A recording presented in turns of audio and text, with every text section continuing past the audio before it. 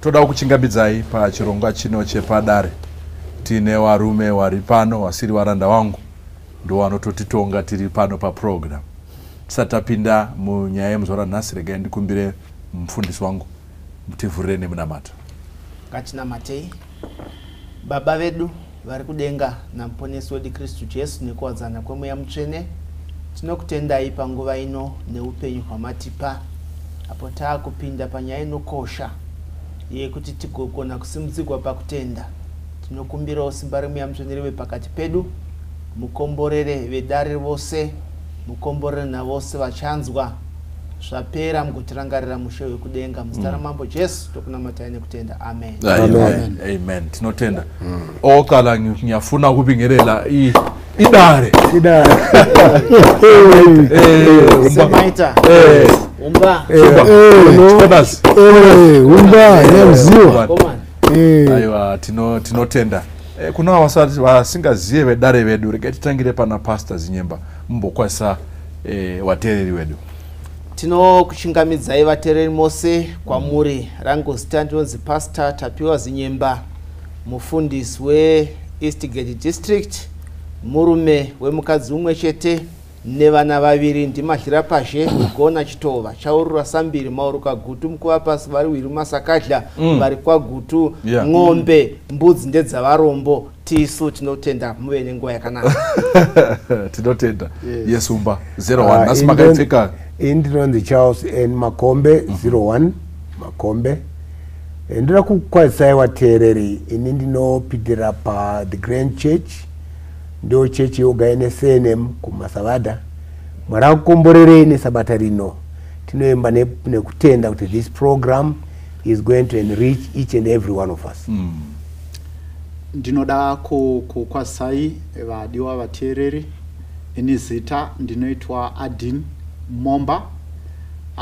Ndiri kunezvemabhuku, mabhuku kubva kuvana, mabhaibheri, mabhuku akasiyana siyana nemamwe atichakuratidzai atichange tichishandisa muzuva ranhasi. Muve nenguva yakanaka. Thank you. Ndetwa Charles Chidzanja, ndotenda kuva padare nemaprogramu atiri kuita tichimhanya, Mwari achititungamirira. Amen. Amen. Ndichitwa Gospel Mudoni, ndichipindira pa Mandara Church. Musoro wedu wenyaya muzora nhasi uri kutiwo baba vanobata mishonga. Mishonga upi? Ndewe flu here. Asi pane mishonga unobatwa. Ende kungobata here kana kuti kushandisa mishonga. Ndo zvimwe zvatichada kuti tidzidzire muzora nhasi. Regai titange taverengerwa vhesi redu namufundisi. Tinotenda Samaita nekuda kwechidzidzo chatinacho pazuva ranhasi. Regai timbotarisa mukati memagwaro kuti Mwari vanomboti kudini, toenda here kunobata mishonga makona kana kuti torega. Mwari vanorayira vaIsraeri vachibva kuEgypt vachienda kuCanaan. Tichatarisa pana Deuteronomy chapter 18 pavhesi ya 9 kusvikira pavhesi ya 12. Pane mashoko aripo. Musoro wenyaya unoti havafaniri kutevera tsika dzevahedheni. Verse 9.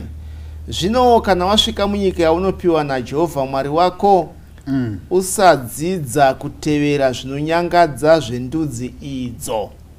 Verse 10. Pakati pako hapafaniri kuwanikwa munhu unopinza mwanakomana wake kana mwanasikana wake mumoto, kana unovuka, kana unotenda mashura, kana unoita mazango, kana muroyi. Pavhesi ya 10 apa nyaya yemazango ndiyo mishonga yatiri kuda kutaura nezvayo. Vhesi ya 11, kana ng'anga, kana unobvunza masvikiro, kana muvuki, kana unobvunza vakafa, nokuti vose vanoita zvinhu izvi vanonyangadza Jehovha. Nekuda kwezvinonyangadza izvi Jehovha Mwari wako unovadzinga pamberi pako. Verse 13. Unofanira kuva wakarurama pamberi paJehovha Mwari wako. Last verse, verse ya 14. Nokuti ndudzi idzi dzamunopiwa dzive dzenyu dzinotevera vanotenda mashura navanovuka, asi iwe Jehovha Mwari wako haana kukutendera kuita izvozvo. Saka setolode so mfundisi maybe tongotangira pamuri papapo mabva kuverenga. Mwari vanoti kudini nenyaya yekubata mishonga? Ndoda kutenda zvikuru vateereri mubvunzo wabvunzwa naSamaita uyu. Sekuverenga kwataita mukati mebhaibheri shoko raMwari, Mwari vanonyangadzwa nevanobata mishonga. Regai nditi mishonga iyi inobatwa atingati makona kune zvakawanda. Number 1, kune vamwe vanobata mishonga kuti vagone kudiwa nemadzimai avo. Number 2, kune vanobata mishonga kuti vagone kunyatsokushanda zvakanaka nemadzimai avo mukati medzimba dzemukati. Number 3, kune vanobata mishonga kuti vagone kuwina pama-elections. Angava 2023 tine ma-elections enyika, vamwe vanoenda kumishonga, vanogona kuonekwa vari pamazita, maprofita vachipiwa mishonga, vakung'anga vachipiwa mishonga. Even ma-elections emuchechi chaiwo chaandigorera kunopera takuita machechi elections, nokuti mumwe munhu anoda kuita elder anogona kunopiwa mishonga. And by the way, Momba, tine ma-elections ema-union sessions November, veku West Zimbabwe vari kutanga musi wa 20, veku Central kugwera watanga musi wa 22. Isu kwedu kuno kuHarare tiri kutanga musi wa 27. Saka vanhu vasi kurara kamusi. Akusi kuraba. Mishonga iri kunotsvakwa ichiitwa, saka mishonga iyi iri pakawanda. Pakasiyana siyana. Ndosira kudaro. Hey. Tuenda pana humba nyaya yemishonga we. Mubvunzo wangu ndewekuti zviriko here mumachechi ese zvaotenderere. Ndoda kutaura kuti zviriko ende zviri kuraramwa. Ikanibva ndapokupa example ndisati taenda kure. Pakamboita mumwe elder akanga aine nyoka, akanga aine gano, akanga aine nhekwe yefodya. Aiti kana wakuenda kuma-elections taita gore negore echechi, everybody wakada kuchinja, umwe neumwe airohwa nehana. For 12 years that guy led the church until Pastor Maponga ikandaura birthday wedu auya adaidzwa kunzi uya uite crusade kwendekoko kumasvingoko. Aita crusade, muchinda uyu ndo paakapinduka after 12 years leading the church. Chii chakaitika, shoko rarova, paiswa moto, bonfire, amuneizwa ka bonfire, yekupisa zvinhu zvenge zvakane vanhu. Akaenda kumba kwake ndoti mai pari padhuze, ndobva auya akatakura sagi, musagi mai mine nyoka, ndobva auya negano, ndobva auya nenhekwe, zvikanzi izvi ndaakuzvisarenda. The church was stunned. Kuti an elder for 12 years he has been leading the church achitungamirirwa nenyoka. Zvatiri kutaura izvi zviri kuitika. So maybe what is the paper? Okay, yes. Ndida kubvunza inini kuti Mandara 12 years tichiita week of prayer yema-elections. Pachitova vafundisi munhu achingo mushonga wake uchitonga chete. Muri pamadhereza maita kuti mushonga iyi haina kumira mucheka iyi inodzimaidza vanhu vaita week of prayer. Vafundisi varipo pana patu inoita kuti vafundisi vasatone. Vazisi tikanamatira kati kunamata chiti mweya watungamira kusarudza vanhu. Saka uyu mweya upi uyu? Handisi kutaura story panapa. This thing happened. So anyway, the purpose of the lesson is not to give power to the devil. No. But the purpose of the lesson is simbara Mwari rioneke. Vanhu vasunungurwe kubva pane zvavari kuita. Now my question is maybe to both of you, chazoenda pana Pastor Momba, is to say what is it about men and the power? Ego. Because chierida maybe chiri kubhadhariswa tisingazive. It's ego. Ego. And nothing else. Ego. Nogara ungori pamusoro chete. You must be number one. Yes, no matter anything not our leadership. Ngoku, mu party, wherever leadership is called, it's ego. Ndosaka wakaona even kanemboti digress mbichana even Trump akakozera kuti yo White House isheke nekuda kuti aida kudzokera pachigaro. It's ego, nothing else. It's power. It's power. Okay, thank you very much. Pastor Momba. Okay, tinoda kutenda ana baba vanobata mushonga. Yes, Naichunga kuti madzimai you would think kuti topic yaifana kuti madzimai. But atakutoona kutoti varume vanenge vari kutotrenda panyaya idzozi. Yeah, actually sekutaura kwandaita ini ndinobva kumabhuku. Yeah. Saka kuvateereri vedu Yeah. bhuku ratiri kushandisa ibhaibheri. Right. Ndo chekutanga. Yeah. Chechipiri ndiri kuvakurudzira kuti in the event yekuti uri munyaya idzi Right.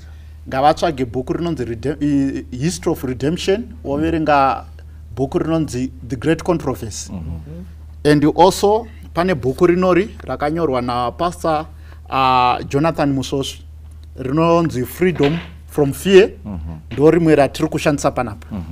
And then this one rakanzi The Church, Culture and Spirits, Adventism in Africa. Tichiuya panyaya yatiri kutaura nezvayo, maybe background yangu ichabatsira Right. zviri nani. Right. Inini baba vangu vaiva past kwete mu Seventh Day Adventists. Mumba medu tinoberekwa triple 12. Ini ndiri mwana wechi11. But iko zvino patiri kutaura mumba medu tasara triple 5. Nenyaya yekubata mishonga. Muri yakafa. Pagore rega rega taiviga mitumbi miviri. Saka pastor pavaverenga Judaism iri kutaura pamusoro pababa.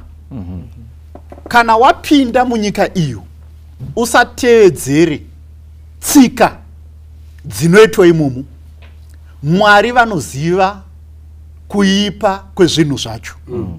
Saka you know munhu aitungamirira pazvinhu zvese zvatiri kutaura izvi haasisipo, asi vaiva baba vangu. Vakabatsirana nekomiti yevaroi kupedza mhuri. Ende izvi zvatiri kutaura izvi zvinhu zviri kuraramika. So patiri kutaura pamusoro pababa vanobata-bata. You know kuti family yedu yaitya, ndaityiwa munharaunda, ndaityiwa mufamily nokuda kwekuwirirana kwandaita nababa. Nei musystem yevaroi hakuna munhu anofa nezvinhu zvake zvofawo. Anofanira kutsvaka munhu wokusira. Ndo nyaya ina Mwari kuti unopinza vana mune zvinhu zvavasina kubvira vaka-applya mukati meupenyu. So ndiri kuti munhu watiri kutaura nezvake ndibaba vaivhura bhaibheri, pastor. Saka handishamisike nazvo like yanga ichitaurwa namukoma wangu kuti kuri kuendwa kusession. Tiri kutungamirirwa nemapasta, maelder mukati mesangano, mabishop vane zvinhu zvinotyisa zvekuti vakakutandika netsvimbo unopenga muchechi. Munyatsopabata. Saka tiri kuti zvoni mumhuri medu inyasha dzaMwari kuti tiri panapa. Inyasha, you know, hapana uye hapana chinhu chinorwadza kuberekwa nemubereki anobata-bata. Vana vanotiza mudzimba. Saka in short ndo zvimwe zvandingataure kuti tiri panguva yekugara tiri pakunamata. Thank you. Nezvinhu zvatiri kusangana nazvo. Thank you so much. Rega ndingoya pana mufundisi wada ungo. Rega nditsikire zviri kutaurwa naPastor Momba nenyaya yemushonga iyi. Yeah. Last Saturday I was called kuenda ku cross for baptism. Takanobhabhatidza pabridge kana muchiri paziva bridge hombe tapfuura pacross. Saka tirimo takabhabhatidza 21 vakagamuchira Kristu saishana muponesi. Amen. then ndapedza kubaptism pakanga paina vamwe mai vakanga vakagara vakatandavara vakatarisa mumvura. Vandasvika vandagara pasi ndikati pamusoro isisi ndauya kuzonamata nemi. Zvikanzi hapana chakaipa mufundisi, namatai. Zvikanzi asi musati mataura chinhu ndoda kuti muzoudza vana venyu vamouya kuzonamata navo nemachechi members enyu ngavasauya kurwizi vakapfeka zvinhu zvitsvuku. Ndikati why? Zvikanzi zvinokanganisa zvodzinga mweya waMwari plus zvodzinga midzimu. Ndikati nota zvinzwa. Zvikanzi moziva here kuti mufundisi kune vafundisi vemachechi akawanda vanouya kwandiri tichiva pamishonga.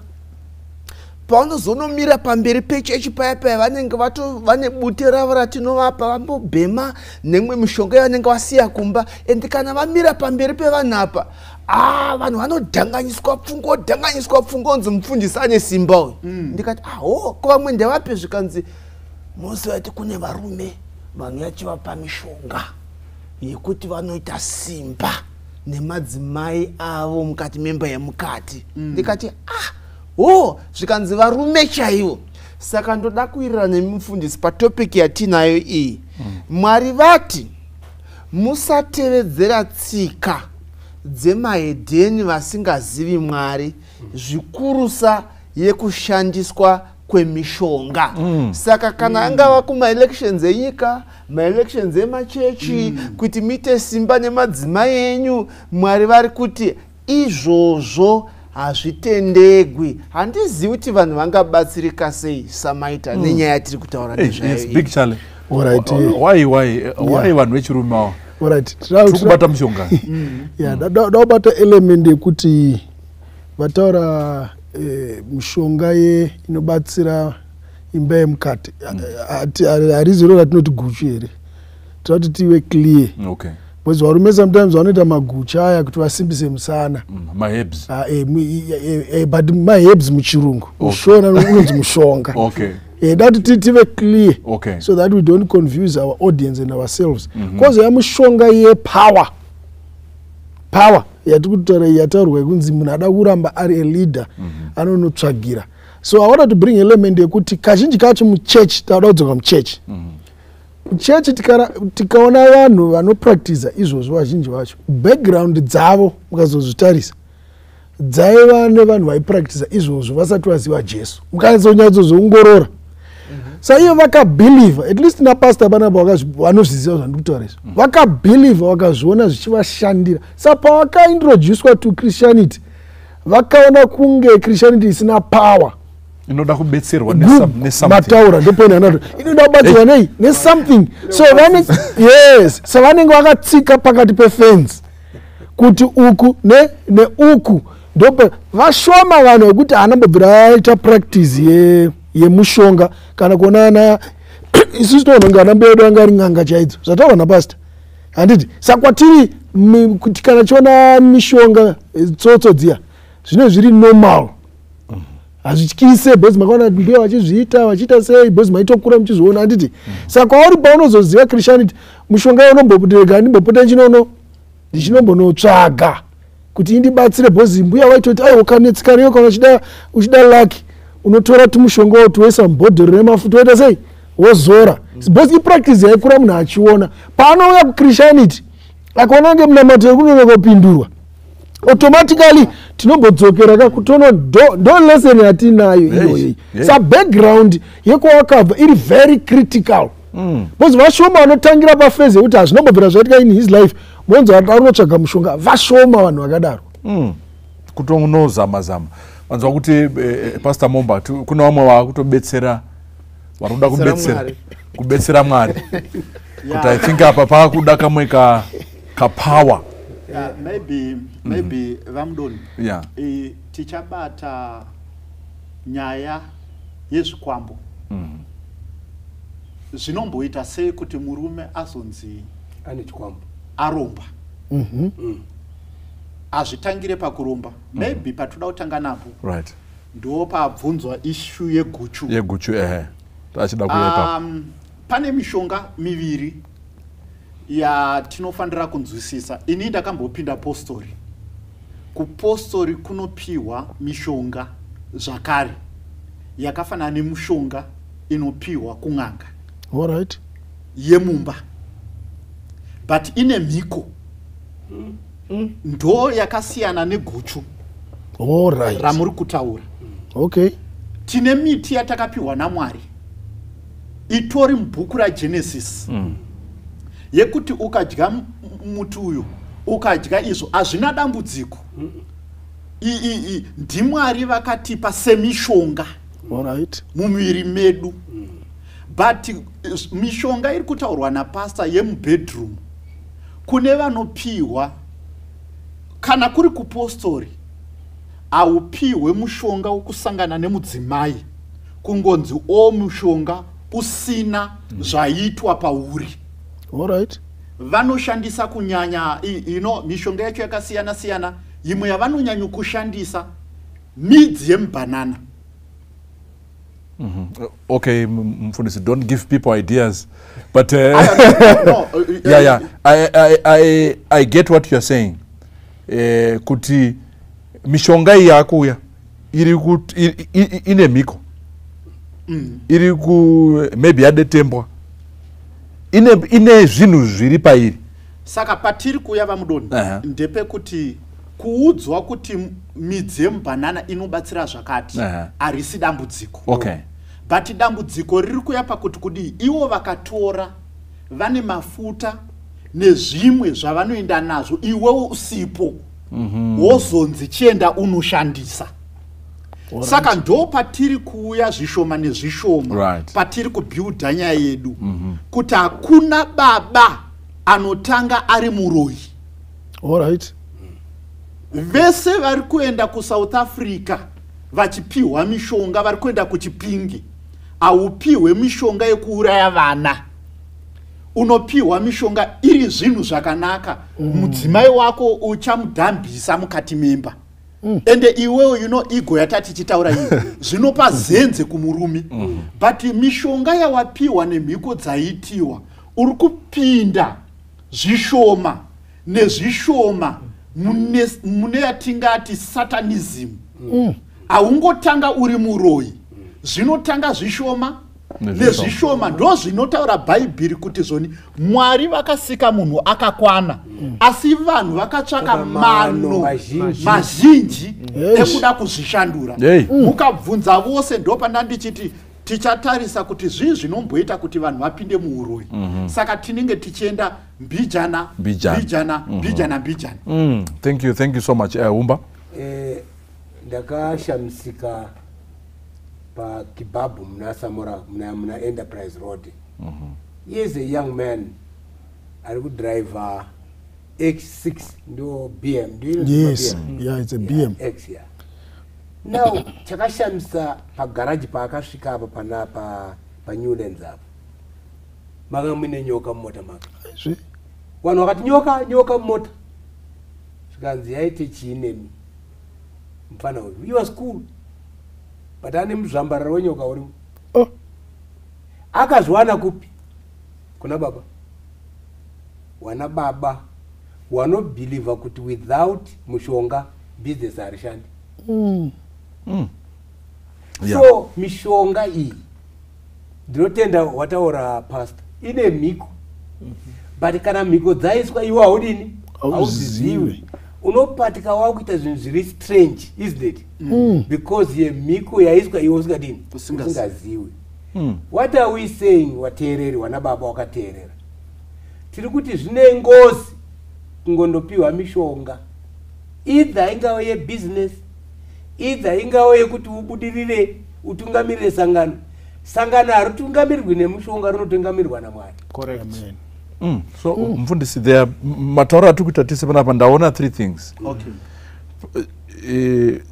Men varume vari kubata mishonga, it's either one of these 3: power, money, sex. Yes. This is the greatest challenge of men. Ndio iri kuitika. Power, money and sex. Yes. Saka ndodati ndibvunze mubvunzo ipapo. Mataura zvakanga power, money and sex. ndanzwa pastor vachiti izvo mushonga zvinoita sekuti ndazisa kuti mushonga kana usina mhiko hauna kuipa here, so that izvo maybe togona kuti musango umo mune muti uyo wekuti ndikatora mushonga iwawo ndikatsenga manheru kumba kune kusina kumira zvakanaka namai mwana. Can we encourage varume kuti vatore mishonga vachidya kusimbisa rudo? Usati wapindura handiti Solomoni, mudzimai waSolomoni akati kudini? Akati ndine mamandrax unatora. You remember, go and read it. Tirega kunyeperana. Go and read it.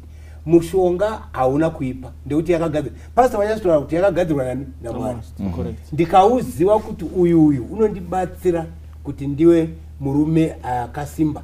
Ndekuti chinobvisa kuti urege kusimba chikafu chatiri kudya. Get the point? Chino neutralize everything. Hauchisina simba, wakungoneta, aiwa. Kana iriko uchiuziva, baba wako wachiuziva, hapana chakamboipa ndekuti hauna mhiko. You know what I mean? Okay. Une yakaipa imishonga ine mhiko. Yataurwa kumapostori. Ndikutaura nemumwe mupostori musi unono anombondigadzirira pamba pangu. Akutora chimandara awe chi5. Ndikati unoada weigose zvikanzi kuchipostori kana uine 1 hausiri mupostori. You know what I mean? Ndikati unogona sei zvikanzi tinodya mishonga. Yemwe muchataura here. Now look, Varume tikutaura nyaya yevarume. Maybe tichazobata wakadzi, but today tikutaura nyaya yevarume wari dangerous mudzimba dzavo. Vana vamwe varume vanototi rume yakati haipindwi kutaura kuna mai nevana. I think we've heard that. Kuti rume iyo musapinde mune zvikara zvirimo. Ari kuda mari, kana awana mari ari kuda power. Kana aita power aita mari akuda wakadzi wakawanda concubines. That's how it is. Waruma ko varume chaiwo wakaita sei wandiwa naMwari. Aiwa tiri pano isu vana vamakombe mbarwe nyanguru. Bati zvese izvozvo. Asi we are happy at home. So mubvunzo wangu wechipiri wodzoka kwamuri, kana tiri kuti varume ngavashandise mushonga for powerful sex, ndineda kuti nditi imi baba mawata mushonga maane simba, mai havana kuwana mushonga iwowo, hamukuvadzi mai here mubva? Koma amadi kuti imiwo kana matorowo mushonga mopowo kamai, mai voitawo power, imi moitawo power. Kwete kuti imi ndii mune power, mai vari wiki. Apanga munhu anofanirwa kuva nepower, even madzimai pachezvavo wanoda murume ane power. Madzimai pachezvavo wanawo ikudhara. Zvakuda tivadaidze umba 01 varitsanangurire kuti nai because pfungwa iri kuuya namufundisi ndiri kuiona ndoyamuda kupindira. Alright, pinda. Tiri kuti zvoni Mwari kuna Genesis chapter 1 pavari kupa vanhu miriwo zvakasiyana siyana zviri kupiwa munhu pana Genesis chapter 1 zviri kupiwa semishonga kumunhu kwatiri isusu.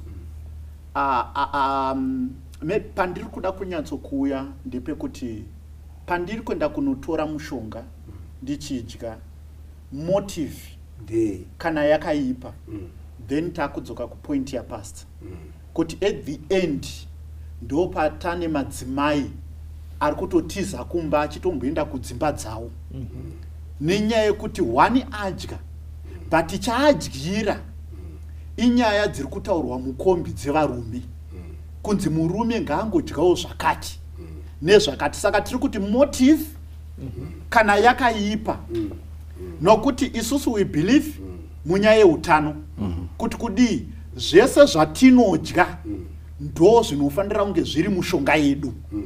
But kana munhu akudyira kuti achandiona zvedi, uri kuenda kunouraya mumwe wako. Iwewe ndo uri kuenjoya whilst mumwe wako akutambura nazvo. Saka ndo pandanga ndichida kuuya. All right. Ameno pastor kana ndapindura mubvunzo yenyu. Muri papo pastor. Saka tabvunza kuti vanhu vari kupinda mazviri sei zvinhu izvi. All right. Ana baba. Vana baba. Yes, vana baba. Tiri kudhilana nababa. Yes. Yes, all right. Mapindiro anoita vanhu munyaya yezvinhu izvi vanopinda nepfungwa dzakachena. Number 1, vanopinda vachienda kunotsvaka mishonga, iri mishonga yekuprotecta family. Mu-indigenous religion kune mishonga inotongoshandiswa kungo ndo yaishandiswa kare kuti mumwe nomumwe anoprotecta vana vake, mhuri yake, minda yavo. Saka kungoyerekana munhu angoisa tsoka yake mumusha wen'anga kana mumusha wevanhu ava vanoita zvechechi asi vachisevenzeswa nemweya yetsvina, ndo mapindiro anotoita munhu. Number 2, vanhu vanopinda sei? Kune zvimwe zvirwere zvakafanana nechirwere chemukadzi uya ari mubhaibheri aibuda ropa. Jesu anoti akazama zvisi. Zvirwere zvakafanana nezvipi? Zvekuti unoenda kuchipatara, manesi nemadokta vanoita zvese pavanokwanisa napo kukubatsira. Unenge uchienda woiswa pax-ray woonekwa uri right. Hapana kana chimwe chete chatiri kuona.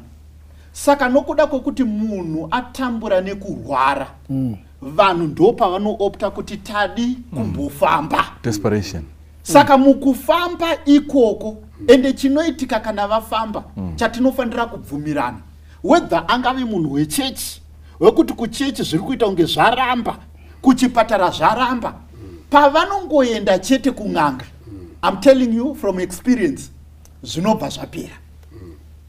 But mukupera kwazvinoita, zvine matuso ani azvo. Nei kudepartment raSatan, Satan haape munhu dola remahara. There are no free gifts from the devil. Hakuna chipo chemahara kudepartment raSatan. Saka tiri kuti muri kuti picture vanhu vari kumbopinda sei?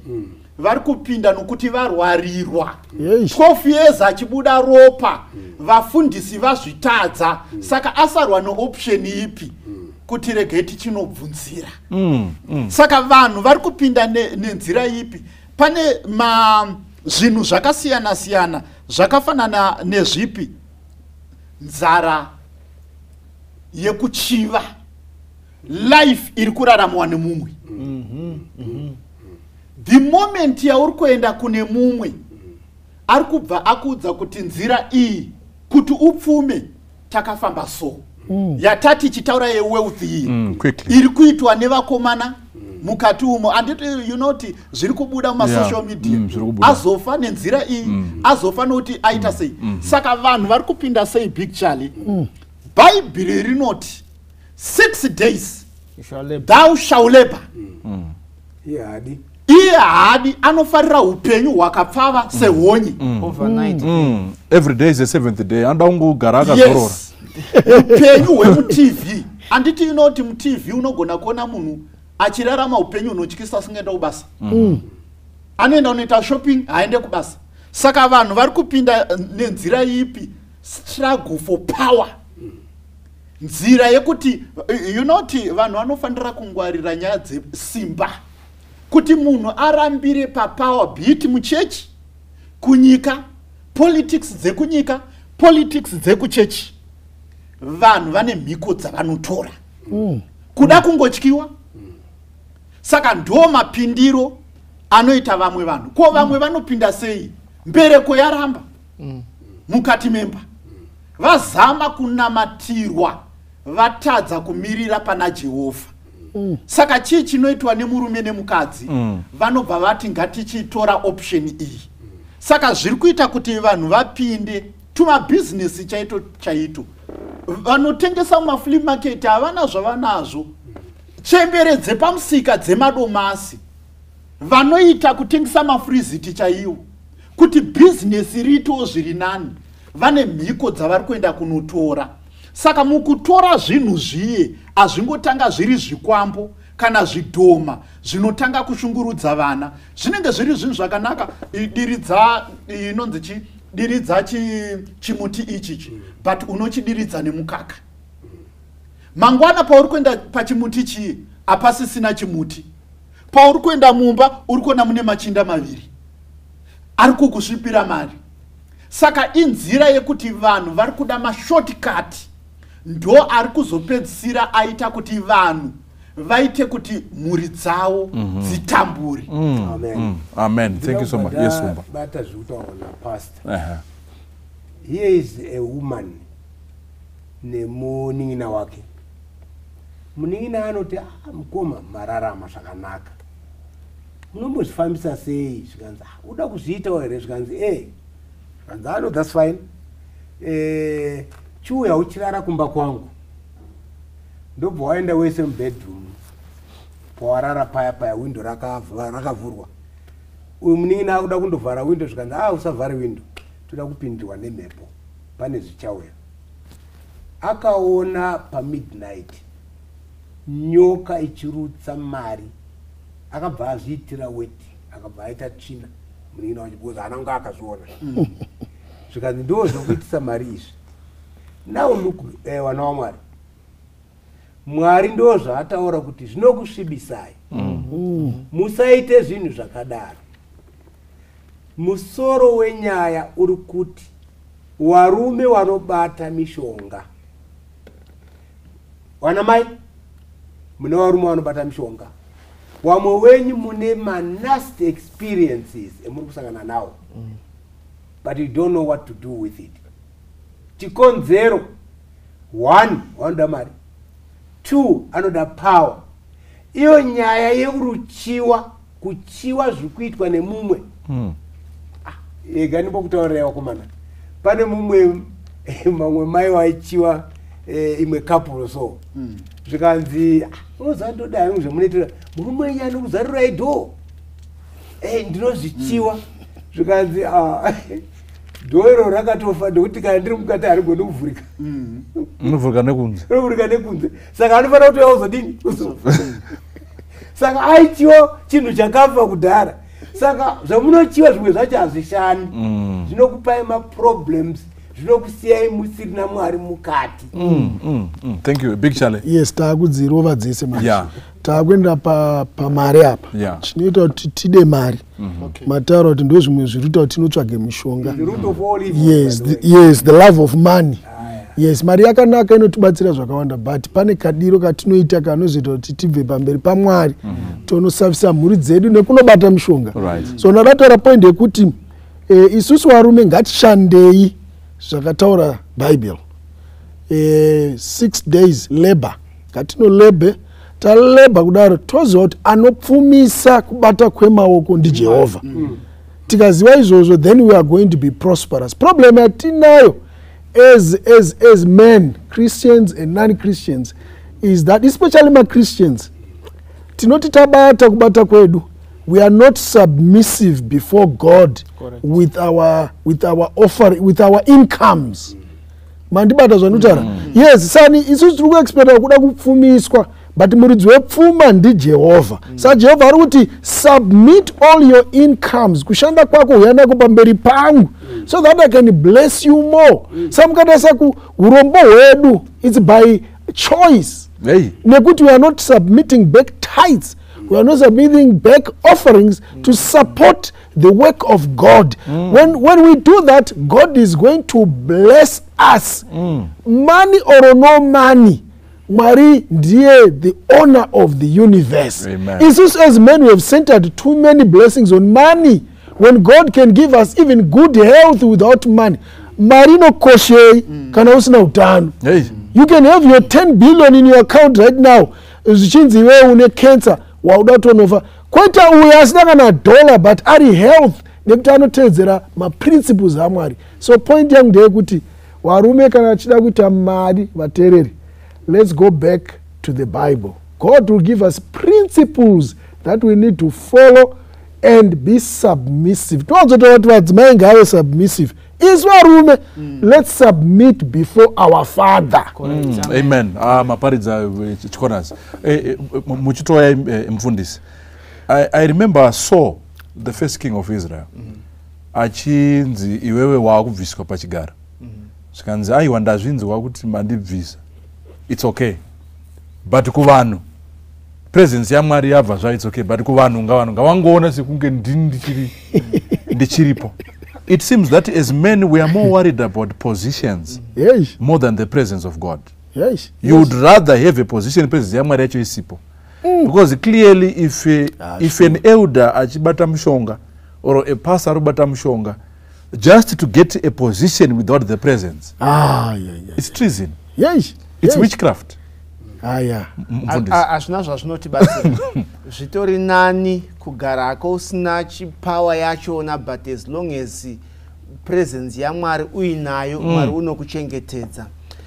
Jesu nombotaura nevadzidzi vake, Matthew chapter 6 verse 33. But seek ye first the kingdom of heaven and his righteousness, and all these things shall be added unto you. Mukatsvaka umambo hwaMwari nekunaka kwaMwari, simba racho munoriwana, power munoiwana, rudo rwacho munoriwana, mari yacho munoiwana. But dambudziko nderekuda toda kuwana mari, Mwari asipo. Tikada kuwana mari, Jehovha vasipo, ndo patinoenda kumishonga. Tikada kuwana rudo nesimba kumadzimai edu, Mwari asipo, ndo kwatinoenda mushonga. Teta kuti Mwari makoniwa, rega ndimboenda kuna Satan, Satan ndipo mutombo wako, so that tigogona kuwana power. So I think chinodikamwa vadikamwe, mishonga haidikamwi, asi chinodikamwa ukama hwakanaka naJehovha. Tingagona kuita zvatinoita. Mapisarema chapter 50 verse ya 16, 17 na 18 inobva yati izvo, zvinhu izvo wakazviita hako ndikaramba ndinyerere, ukafungwa ndakafanana newe, but ziva kuti pane maresults pamberi apo auchazogona kurigreta. Mungadai kushandisa mushonga, shandisai, asi Mwari havazvidi. Ndo mashoko anga andingada kutaura. Taura futi panapa. Zvichirova kuti mumasangano ose zvawo tenderere tine vanhu vairi varimo mukati. One, ndombobata divi remapastors. Kune wakakokwa, wakadaidzwa. Kune wakatsvaga mabasa. Wakatsvaga vese mabasa vasina kudaidzwa naMwari, iwo ndiwo vemushonga. Ndokuti haana kudaidzwa. Wakazvidaidza mubasa iri. Kune wendakawa ndombotarisa maTV munomu, unoona pastor achisa ruoko so, vanhu vachiti kata. Handizano raMwari, iro rasimba raSatani. Urimo hako muteereri, uchizviona uchiitika urimo. Ini ndikaenda ikoko munoputsika imo handiputsiki, ndokuti ndakamira naJehovha. Now ndo rimwe boka, ndomboenda kune rimwe boka revarume. Varume vese wanochiva vanobata mushonga, vose zvavo. Wanochiwa, kuchiwa kupi kwacho muno? Kunova kuchiwa mari, kuchiwa zvinoitwa nevamwe, wobva wachiwa futi nemadzimai evamwe. Vese vanobata mushonga. Vese vanobata mushonga. Kana uri muboka iroro muteereri, yaine dangerous ground. Uri pama 1. Uri pama 1. Thank you. Yes. Tiri kutaura nana baba. Ndo dare rino. Yes, ngwedu ri kufamba yani. Yes, ndo pindai. Purpose yedare. Saka tiri kuti kune vana vasiri kurorwa. Nokuda kwa baba. Abata mushonga. Ari kuziva nyaya dzake. Ane mubobobo. Tarisai kukamera, musatarise nini? It's okay. Itarisai mutauriri kuno vari kuteerera. That's powerful. Ndokuti that's a powerful. Yes, kune vana vasiri kurorwa mudzimba. Kwete kuti pane zvamakaita hapana, but dambudziko muroyi mukuru ndibaba venyu. Yes. Ndiye muroyi mukuru mukati memhuri. Wow. Exodus pastor iverenge very fast. Tiite zvemavhesi. Risaperere kuva dare. Inzwai Mwari chapter 22 ya Exodus verse ya 18 inoti kudi pastor. Right, inoti panapa usarega muroyi ari mupenyu. Yatopera kadaro. Yatopera. Ndimwari. Kana pane munhu anorwadza kurarama naye mulife muroyi. Yes. Ini ndiri kukudzai nokuti ndokwandinobva. You know inyasha dzaMwari andida kudzaita Sara 5. Out of 11. Out of 12. Out of 12. 7 wakaenda. 7 vakarowa pasi. Pamwe nevabereki hapasisina. So tiri kuti you know ameno pastor munotibatsirawo idari. Zvinomboitika muchiKristu tinombosvika panguva yekuvarayirwa. Yekuvarayirwa kutombopera simba chaiko chaiko. I think Bible zvirimo. Peter ndakunamatira. Kana uchingo wadai, you know kumba kwedu ndakudza kuti mudhara akafa. But hafe nezvinhu zvake. Zvinosara, zvino umwe munhu. Zvekuti you know inini ndikasasimba pakunamata, inini ndakazvimiririra pandiri kufamba pese roof. Saka you know October only ndaka experience 3 ma accident anotyisa. I think you know. Every day regeti dzitaure varume musaite serious. Tiri kuisa mushonga. You know pese ndikuti ndikamuka ndichiti ndoda kupinda mutown. Kana ndasvika pandiruda kuenda iko zvino chandiri kuita kunamata kutotenda Mwari. Nokuti mazita edu isusu atori mumbiya. Edu isusu patiri kutaura panapa atori mumbiya nerimwe dzenga rakasirwa zvinhu nababa. Mupenyu, ari mupenyu izvo. Mupenyu. Saka chavanoita ndechipi?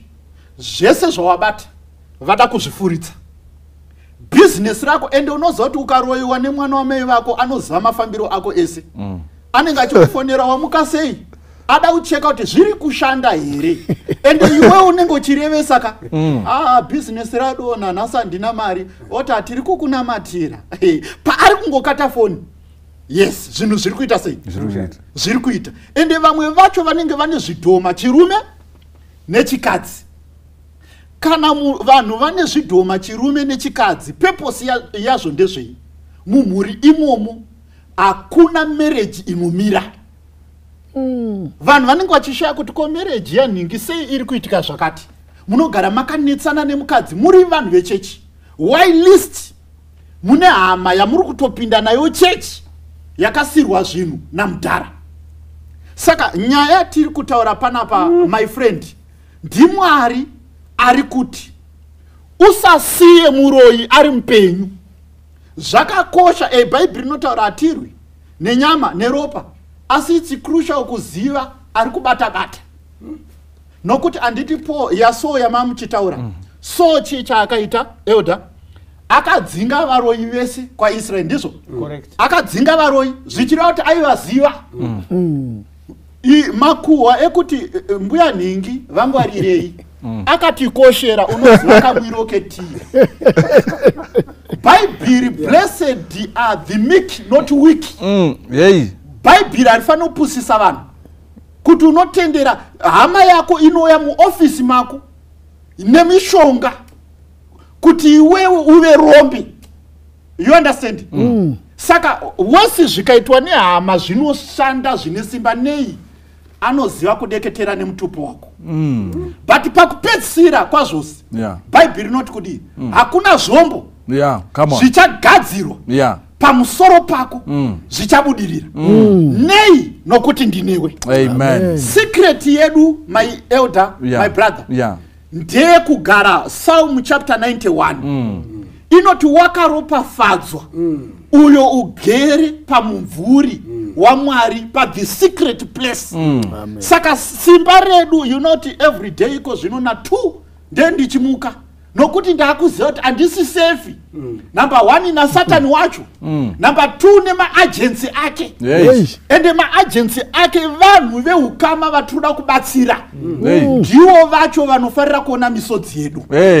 Saka kana pane chinhu chingashungurudze vana mai-elder, ndibaba ari kushandisa vana vake kuti zvinhu zvevana zvisafambi vachideketerwa nababa vavo. Saka bhaibheri riri kuti dzokai zvino titaurira tifambe mugwara raMwari ari kudenga. Saka kana pane chinhu chatisingafanire kuramba, my brother, kubata-bata pakati paIsraeri, pakati pevanhu vaMwari kuripo, nokuti tataura zvemapasta. Hazvityise, mapasta vari kuda kuparidza Mwari vachishandisa simba raSatani. Imagine pasta ada kusimbiswa nemadhimoni kutaura pamusoro paJesu uchauya. Saka tiri kuendepi? That's why Ellen White achinyora mugreat controversy, a man is not safe for an hour, a day without prayer. Revelation yobva yati patigere paPergamos ndo pane chigaro cheushe chaSatani. We are not safe tikasanamata nekuita Bible study ende muroyi anotyisa, muroyi omba menyu. Maybe tinotenda wana wacho iwawa wana baba muroyi hawadi kutaura kuti baba wa muroyi wada kunongedza wamwe. Okay, Big Charlie, anything tauda unovhara ndopisira namufundisi. Aiwa, tinotenda, I think yazeiwa zvakanaka. Pastor wabuda watidzosera kwatifanira tiri kuna Mwari. Chandongoona nchekuti Satan creates fear in people. That's why achintroduce nyaya idzi kuti tikagara tichitya togara chidzokera kwaari. Kune vari kuzvipractice budai mazviri. Yange muchishidzirwa pastor wataura kuti tinomuka kuma AM tichidana zita rinonzi Jesu. Ndo rinotirwira kubva kumapractices akafanana neiwaya. So dai Mwari angatibatsire. Mfundisi, vanobva vataura kuti saka todini toita sei kuti tibhabhatidzwe. Panyaya yakadai so muchitaura kune vamwe vese kuti then so what? Toita sei? Ndingada kuti kuvateereri tataura nyaya yemushonga Mwari havafadzwi nazvo. Chikuru kusimba nekunamata kuna Jehovha. Isaiah chapter 8 verse ya 20 yobva yati dzokerai kumurayiro nekuzvipupuriro. Kana vasingaiti kana kutaura sezvinoreva shoko iri havangavi nechiedza chamangwanani.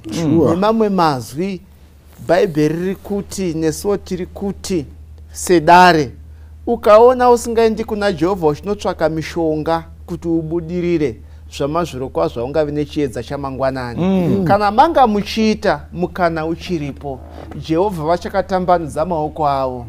Mabasa aPostoli chapter 17 verse ya 30, nokuti Mwari unoregerera nguva dzekusaziva, asi unorayira nokuti zvawaziva wadii wachisiya mishonga. Uti Mwari vakubatsire kana uchizeza vafundisi vari pedyo newe, maelders vakasimbira kuna Jehovha vashedze vauye. Tinouya kuzoipisa mishonga iyi tokunamatira Mwari vanokusimbisa. Mukana uchiripo, asi kana wada kuramba uchienderera hako mberi, aiwa kuparadzwa kuripo. Jehovha vazvifarire. Mwari ngavatibatsire, Mwari vatisimbise. Tinotenda. Tinotenda vateereri nenguva yatava nayo. Power or no power, he is God. Position or no position, he is God.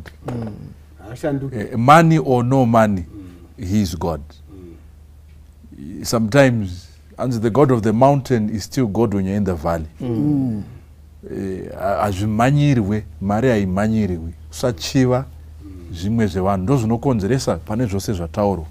Thank you so much Ndare muzora nhasi. Tinoimba kuti tabatsirika uye tatendeuka pamuraramiro watingange tichirarama. Kune ava vane zviri kuvanetsa, vane nyaya dzavo, tinovafundisa varikutaura kuti uyai titaure tondoti tingabatsirana sei tidzokere paukama chaiwo naJesu. Mwari vakuitirei zvakanaka. Tichakumbira humba watinamatire.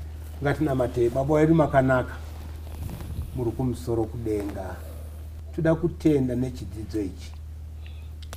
Kune zvizhinji zvatingadai tataura, asi maita kuti tisazvitaure nechikonzero. Asi zvetanzwa nenzeve dzedu kune vari kurarama mazviri tiri kukumbira nemweya waMwari kuti zvakadini kuti ubude mazviri ndekuti zvine ngozi pamazuva ekupedzisira. Ukarara wakadaro idi pane dambudziko. Ukasira mhuri sekunzwa kwetaita zvine dambudziko mumhuri. Maita yanyu baba nevateereri wanzwa, maita yenyu nevashanduka pazvinhu izvi, maita yenyu nevachatsvaga watungamiriri wemasangano kuti wandorasa zvinhu izvi wagova nerugare mukati medzimba dzavo. Tinokutendai, tinokurumbidzai Mwari ndekuti ndimi munotipa zvose zvatingade pasi pezuva. NdiJesu Kristu tenzi wao ndokunamatai. Amen. Amen. Tinotenda Dare. Mwari wakuitirei zvakanaka. God bless. Tenziko zowarini musati masvika, moyo yedu yaneta nekungumirira, yowarini yonguwa inopenya kwazvo,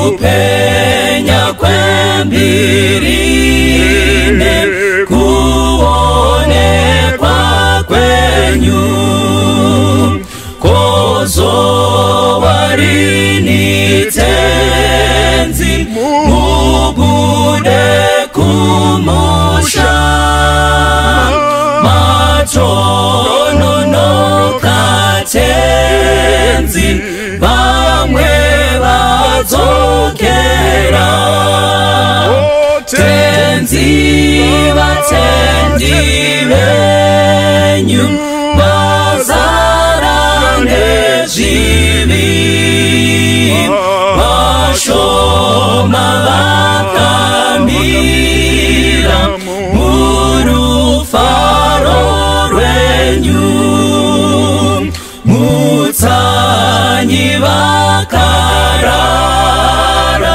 chemanyi vamuke, vanoyeranga vati tenzi aswedera, mwenje yenu ifute, chiuno zvisungwe, vese vagadzirire kumuona tenzi, mutsanyi vakarara, chemanyi vamuke,